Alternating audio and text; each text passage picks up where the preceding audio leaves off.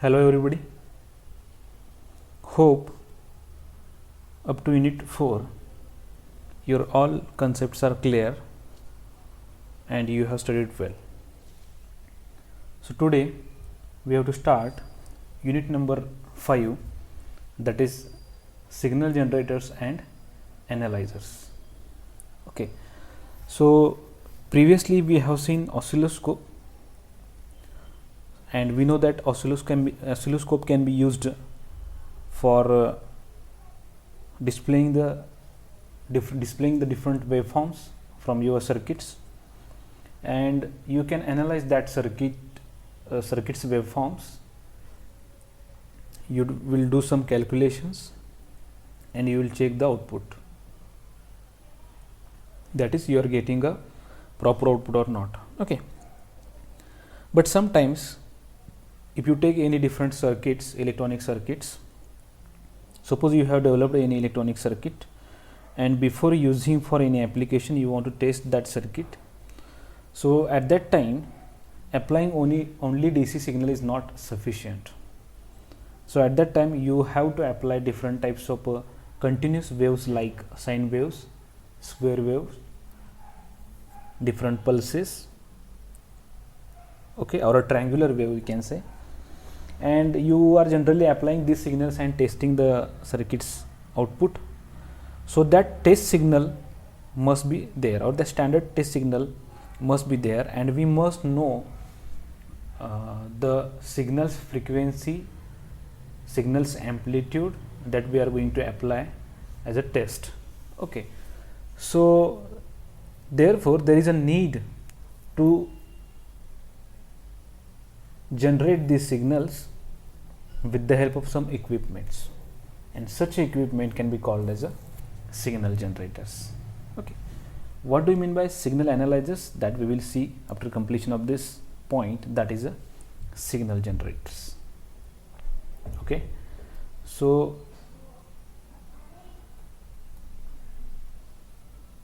let's start signal generator. So as I discussed earlier, it is used to generate variety of waveforms like sine wave, triangular wave, square wave. Okay, and with the help of signal generators you can adjust its frequency, its amplitude and shape. Shape is nothing but triangular, square and sine, like this. Okay, and we know that these waveforms can be used for testing of electronic circuits. So if you see signal generators, the most important and famous is function generator. Okay, so if you understand this function generator, then understanding of this square wave generator and pulse generator will be very easy. Okay, so it will be just formality, because in function generator you will see the use of this both. Okay, but we have to study each and every one. Okay, so this is all about the signal generators. So we will see this one by one. But one important thing I want to discuss here is that signal generator, although signal generators are generating different types of signals like sine wave, triangular wave, square wave, but there are some requirements of a good signal generators. That is, the first one is the frequency of the signal should be stable. Okay, so it should generate a stable frequency. Okay, because whatever we are using as a test input signal, that must be a standard. Okay, and if that is standard, then only we can analyze our system's output. So that's why frequency of a signal should be stable. Secondly, the amplitude should be controllable from very small to large values. So we may require the signal which is having the amplitude of a millivolt to 5 volt, 10 volt, or based upon the requirement. So it should generate that range. And the again most important thing is that the output signal should be free from distortion. There must not be any distortions at the output.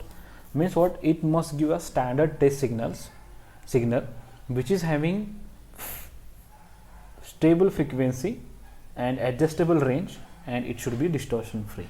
Okay, so that's why if you see different function generators, there are provision of adjustment of frequency and amplitude. So output frequency of signal can be adjusted by an analog dial, or there may be a scale on that, on front channel or front view we can say. I think you may have seen that function generator. Generally this function generators and CROs are generally used mostly in most of the electronic circuits. Parallelly they are used. If you see any CRO, near to that CRO you will observe a function generator in any labs or in industry as well. Okay, so this is all about the introduction of signal generators. Okay. Now let us start with the first signal generator, that is a function generator. So this is a block diagram of a function generator. Okay, so we will discuss this function generator in depth so that it will be very easy to understand the pulse generator and that square wave or sine wave generator. Okay, so I think after CRO, this is again a famous equipment which is mostly used in electronics, that is a function generator. So the name suggests the function generator, it is used to generate some functions. So if you see the function generator, it is an instrument which provides different functions, or we can say waveforms, at the output, and these functions are available simultaneously or it may be available selectively. Okay, so if you see the function generator, there are three outputs like this, triangular wave, square wave and sine wave like this, and it may be simultaneously available or selectively you can use that, okay, or select that. So block diagram is provided over here, just see carefully. Okay, and if you see, it is generating the sine wave, square wave and triangular wave with different amplitudes and different frequencies. So if you want to see the range of the frequency, it may be from few hertz to megahertz to gigahertz as well. Okay, so it is based upon the specification of a function generator that you are using. And if you see the amplitude range of any function generator, it starts from millivolt to few tens of volts, that is in terms of RMS. Okay, and if you see this block diagram, here the frequency control is given. Okay, now as I discussed earlier, the frequency is variable. Okay, so there is a coarse and there is a fine change. I think you know what do you mean by coarse change and what do you mean by fine change. Okay, so we can say that fine is small change and coarse is large digits change, we can say. Okay, so if the coarse is changing fastly, like 1 2 3 4, the fine will change as per the button, that is 0.1 0.2 0.3 like this. Okay, I think you know this. So there is frequency vernier, and with the help of this we can adjust the frequency. So if you see here frequency control, it can be internal control or it can be external control. So if you see there is a switch. If you want to select the external control, this switch must be connected here, and this is the external frequency control. But in this case you have to use some external DC supply. Okay, so if you see, this is the external DC supply. Okay, and if you see the internal, then it will be connected to here, that the internal part. Okay, now if you see the frequency control can be internal or external, and if external control is selected, the external DC voltage is applied as I told you. But what is the use of this DC voltage, or that voltage, that is, it may be internal or external? The most important thing is that it is generating upper and lower constant current sources, which is called as a CCS. Okay, and that is named as I1 and I2. Okay, so if you see here, this is a upper constant current source, that is I1, and this is a lower constant current source, that is I2. Okay, now we have to see how this I1, I2 are represented, and what is the significance of this in this function generator, why it is needed, and after that you will understand how it is generating the waveforms. I think you have studied integrator, okay, or you may study integrator in future, because it is again a linear integrated circuits part, but I will explain that part that is required for this circuits explanation. Okay, so for this you must understand the diagram which is shown over here.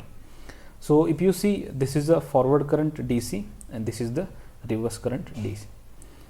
Now if you see here, this is upper constant current source, and that current is nothing but your I1. So it is shown, this is I1. So if you see, this is I1. Okay, so it is it is looking like a positive current because it is about 0. Similarly, if you see here, this I2 is looking like it is a negative because 0 is over here, and this is time and this is the reverse current. So we can say this is a forward current, or this is a, and this is a reverse current. Okay, now if you see this is applied to the integrator. Okay, and you know that integrator is converting this constant voltage or current, we can say, into a waveform. And for this you must know different types of LIC circuits or integrated circuits like Schmitt trigger and all. Okay, but don't worry, just understand what concept is used over here, you will understand. Okay, so here if you see this is a VOI, we can say. Okay, so this is the output of an integrator. VOI means what? V out of integrator. Okay, now see, observe carefully. For this positive current, we are getting the slope like this. Okay, there are some threshold values. One is upper threshold value and second is lower threshold value. So whenever the positive current is applied, we can say we are getting a slope like this, and whenever it is cutting this upper threshold, that is UTP, it will decrease. Okay, and suddenly polarity is changed and this current is applied to the integrator and it will come like this.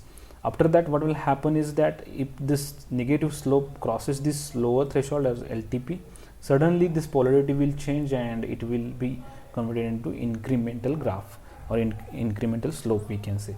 So like this we are getting the signal, and this signal is called as a, we can say, triangular wave. Okay, so let me explain this again because this is very important. See, I1 is a constant. Okay, so here I1 is constant, we can say. So V out is a linear ramp wave increasing towards the positive as shown in this figure. Now since the ramp voltage is less than this upper voltage, the output of V out, we can say V out 1 here, that is positive. Okay, so if you see this part, this is positive. We have seen this already. Now we have to talk about this and this combinedly. So output voltage V out 1, that is a, we can say, positive. Okay, so again this is part of linear integrated circuits. You may study this in future, but you will understand the logic. The logic is very important. Okay, so now as soon as V out is or VOI is greater than this UTP, what happens over here is that the output VO1 becomes negative like this. The negative ramp will be there. So it is linked back by the feedback line, and that's why it turns off the CCS off, or upper CCS off. This is turned off now, and the lower CCS becomes on, means this one. Okay, and now the reverse current starts flowing, and this discharges the capacitor to 0 and then reaches towards the negative as shown in this figure. Okay, so now when this VOI, okay, approaches to this UTP, okay, this UTP, that is lower threshold, what happens over here, the VO1 switches back to positive again.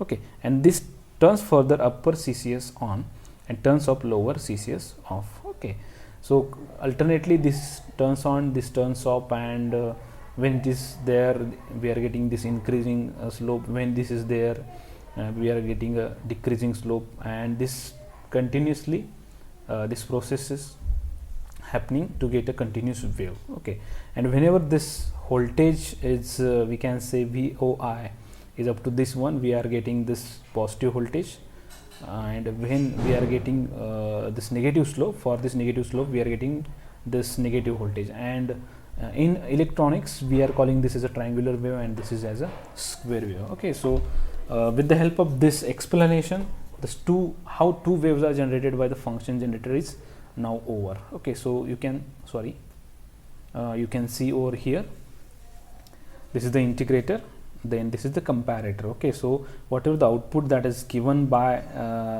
the comparator is this one. Okay, and the comparator is again electronic integrated circuits that we have to study. The linear integrated circuit you have to study in future. Okay, but see this just logic. I think logic is clear now. So this is the output of integrator is shown over here, and this triangular wave is converted into square wave by this voltage comparator. So this is the output of a voltage comparator. Okay, now if you see this output of this voltage comparator, here input will be triangular and output of voltage comparator will be square wave. And when you connect this to amplifier, this amplified version will be there at the output, and from this point, using the probe, you can take that square wave and you can use as per your requirement. Okay, and if you want that triangular wave directly, then there is no need to convert anything, because it is again output of the integrator is triangular wave, so it should be connected directly to the output amplifier, and this output amplifier will give you a triangular wave like this. Okay, and suppose if you want again the sine wave, because mostly the we are using a sine wave.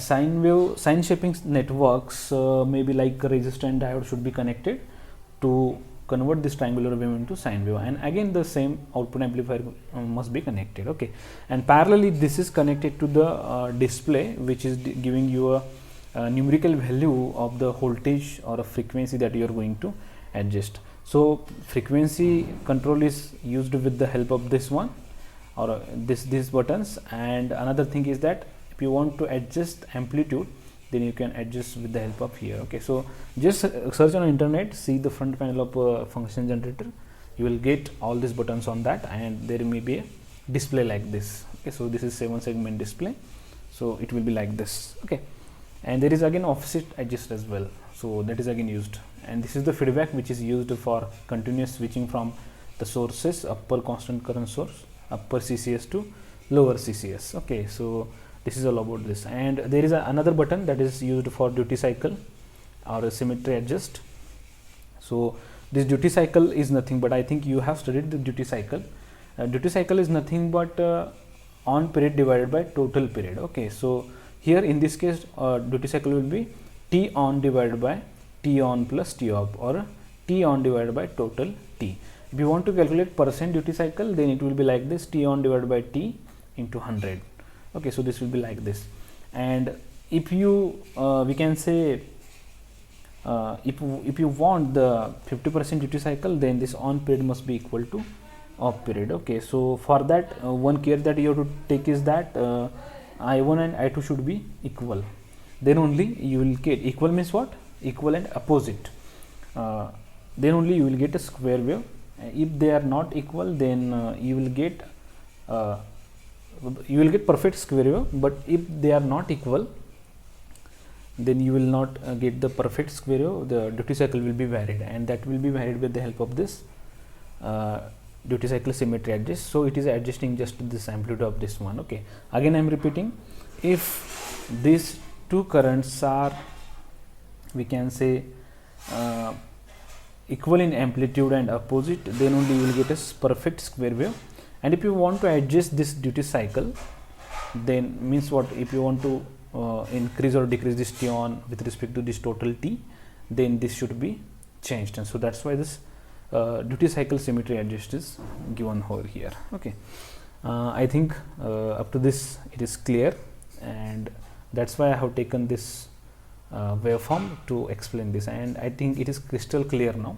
It is very easy to understand. And this function generator is mainly can call it as a signal generators, because the most of the functions of the signal generators are there in function generator. But again there are again two types of wave generators, like a square wave and sine wave generator, and pulse generator is there. So just we will see just block diagrams of this, and it is very simple because the same functionality and same logic is used over there. So let us see pulse generator.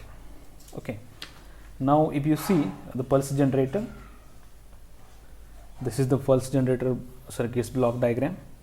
Okay, now again if you see, the same phenomena is used over here. Pulse to generate a pulse is nothing but one type of a square wave, we can say. Okay, because again it will be having some on period, off period. Okay, and just we are taking that square wave the similar way we can represent that pulse also, pulse wave also. Okay, so that on period may be called as a pulse width. Okay, so for example, if you see the zero level here, I think zero level here like this, then this is called as a pulse width, this or this one. Okay, when you shift this from this zero level, it will be a pulse. Okay, so this is so simple. So let's see this again, the frequency control, the working of the function generator that we have used, and this frequency control again it is same. This upper current source, lower current source, switching circuit again same. Then level symmetry is again same, because it is used to adjust the pulse width in this case.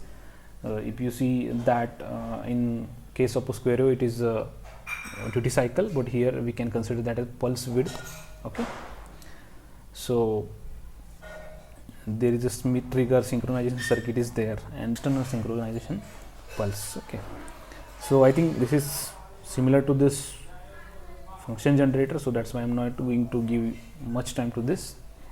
Okay, so let's see the next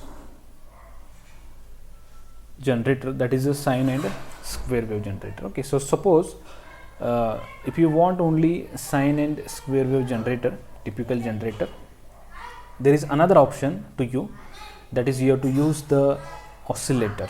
Okay, so if you see, there are different types of oscillators available in electronics, and these oscillator generates sine waves. Okay, so oscillator is a circuit which generates sine wave of different frequency. And if you see the oscillator, there are different types of oscillator, you may study that in future. That oscillator's frequency depends upon the components that you are going to use inside that design. Okay, so if you see this RC Wien bridge oscillator, the frequency of this oscillator will be dependent upon the components value, that is RC, and there is a formula. Now, of course, there will be a formula based upon the design. Okay, and there may be RC oscillator, LC oscillator will be there. Okay, and there are different types. Colpitts oscillator is there. There are different configurations are available, and this is just oscillator circuit, or we can say cos oscillator is there. If you see microprocessor, microcontroller, there are different types of cos oscillators are there. Okay, so this is the Wien bridge oscillator, and it will give you output as a sine wave, and there is a coarse and fine change, so it can be used to adjust the frequency. And again I am repeating, it is adjusting the frequency modes, it is adjusting the value of inside components, because if you change the value of inside components, the frequency will change. Okay, so if you see here, there are two options. This is a sine wave and this is a square wave. If the switch is connected over here, then it is connected to the amplifier like this, and it is used to adjust the sine wave's amplitude, and it is applied to again attenuator, because if the amplification is so much, then attenuator may be required as per your applications, and this is generating the sine wave. Okay, suppose if you want to convert this sine wave into square wave, then Smith trigger wave shaper circuit may be used. This is again the part of integrated circuit, linear integrated circuits design, and this switch should be connected to here, so that it converts a sine wave into square wave. Okay, so it is not, the input is not the square wave, okay, it is a sine wave, it is converting sine wave into square wave. And again the amplifier, square wave amplitude generator circuit or adjuster circuit, and the attenuator is connected, and you are getting the square wave like this. Okay, so this is all about the we can say signal generators. This is very simple, because if you study only this one, then you will get the idea of this pulse generator, and this is again very simple. Okay, so this is all about the signal generator. So if you take a name of a signal generator, the first thing that the first thing that is coming into your mind, that is function generator. Okay, so that's why the study of this is very important, so that's why we have studied this one. Then we have discussed this pulse generator. Again it is similar, upper current source, lower current source, frequency control, Smith trigger, and the outputs we are getting over here. Okay, so this is 600 ohm output, this is 50 ohm output. Okay, so it is related to impedance, and you must know this this output impedance and all the other things. Okay, and trigger circuit is there, synchronization is there. Okay, then multiplier is also there. Okay, to change the values. So this is all about the pulse generator, and this is the sine or a sine and a square wave generator. I think for today's lecture this much is sufficient. Okay, and in next lecture we will start with signal analysis. Okay, thank you very much. Let's meet in the next lecture.